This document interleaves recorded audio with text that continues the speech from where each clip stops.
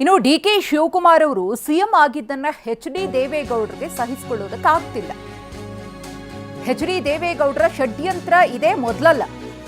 SM. Krishna ಅವರಿದ್ದಾಗಲೂ ಕೂಡ ದೇವೇಗೌಡರು ಸಹಿಸಲಿಲ್ಲ. ಇದು ಮಾಗಡಿಯ ಕಾಂಗ್ರೆಸ್ನ ಶಾಸಕರಾಗಿರುವ ಎಚ್.ಸಿ. ಬಾಲಕೃಷ್ಣ ಅವರ ಹೇಳಿಕೆ. ಅಧಿಕಾರಿಗಳ ಮೇಲೆ ಪೊರ್ಕೆಯಿಂದ ಹಲ್ಲೆ ವಿಚಾರ ನನ್ನ ಪಾತ್ರವಿದ್ರೆ ಕೇಸ್ ಹಾಕಿ ಎಂದಿದ್ರು ಕುಮಾರಸ್ವಾಮಿ ಅವರು.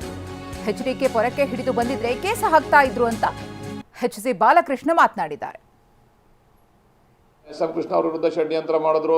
ಅವ್ರಿಗೆ ಯಾರನ್ನೂ ಬೇರೆಯವರು ಆ ಜನಾಂಗದಲ್ಲಿ ಬೇರೆಯವರು ಮುಖ್ಯಮಂತ್ರಿ ಆಗಿ ಇರ್ತಕ್ಕಂಥದ್ದನ್ನ ಸಹಿಸ್ಕೊಳ್ಳೋಕೆ ಅವ್ರು ಸಾಧ್ಯನೇ ಇಲ್ಲ. ಅವರ ಮನಸ್ಥಿತಿ ಅದು. ಅದರಿಂದ ಬಂದು ಅವರು ಧರಣಿ ಕೊಡ್ತೀವಿ ಅಂದ್ರೆ ನಾವೇನು ಮಾಡೋಕ್ಕಾಗ್ತದೆ? ತಮಗೊಂದು ನ್ಯಾಯ, ಪರರಿಗೊಂದು ನ್ಯಾಯ. ಅವ್ರಿಗೆ ಮೂಲ ಉದ್ದೇಶ ಏನಂತಂದರೆ ಡಿ.ಕೆ. ಶಿವಕುಮಾರ್ ಅವ್ರ ಮೇಲೆ ಕಪ್ಪು ಮಸಿ, ಅವ್ರ ಮುಖಕ್ಕೆ ಕಪ್ಪು ಮಸಿ ಬೆಳಿಬೇಕು, ಅವ್ರಿಗೆ ಕೆಟ್ಟ ಹೆಸರು ಬರಬೇಕು. ಅದಕ್ಕೆ ಏನೇನು ಷಡ್ಯಂತ್ರ ಮಾಡಬೇಕು ಅದೆಲ್ಲ ಸೇರಿ ಅವ್ರ ಕುಟುಂಬ ಮಾಡ್ತಾಯಿದೆ.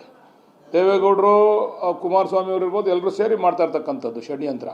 ಈಗ ಹಾಸನದಲ್ಲಿ ಮೊನ್ನೆ ಇವರು ಡಿ.ಕೆ. ಶಿವಕುಮಾರ್ ಅವ್ರು ಕರೆಸಿ ಅವ್ರಿಗೆ ಪರಿಹಾರ ಕೊಟ್ಟರು. ಇದುವರೆಗೂ ಪರಿಹಾರ ಕೊಟ್ಟಿರಲ್ಲ. ಫೈನಲ್ ನೋಟಿಫಿಕೇಶನ್ ಯಾಕೆ ಮಾಡಿದ್ರು? IITನೇ ಮಂಜೂರಾಗಿಲ್ಲ ಇನ್ನು ಕೇಂದ್ರದಿಂದ. ಫೈನಲ್ ನೋಟಿಫಿಕೇಶನ್ ಮಾಡಿಬಿಟ್ಟು 2,000 ಎಕರೆ ಆ ರೈತರು ಬಾಯಿ ಪಡ್ಕೊಂಡ್ರು, ಬೀದಿಗೆ ಬಂದರು. ಅವ್ರಿಗೇನು ಕೇಳಲಿಲ್ಲ ರೇವಣ್ಣವರು.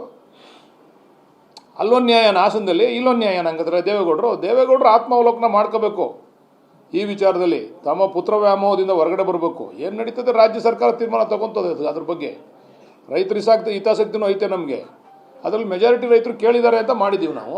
ಈಗಾಗಲೇ ಲ್ಯಾಂಡ್ ಫೈನಲ್ ನೋಟಿಫಿಕೇಶನ್ ಆಗಿರುವಂಥ ಜಾಗದಲ್ಲೆಲ್ಲ ಆಲ್ಮೋಸ್ಟು ಒಪ್ಪಿಗೆ ಕೊಟ್ಟು ಎಲ್ಲ ದುಡ್ಡು ತೊಗೊಂಡಿದ್ದಾರೆ. ಈಗ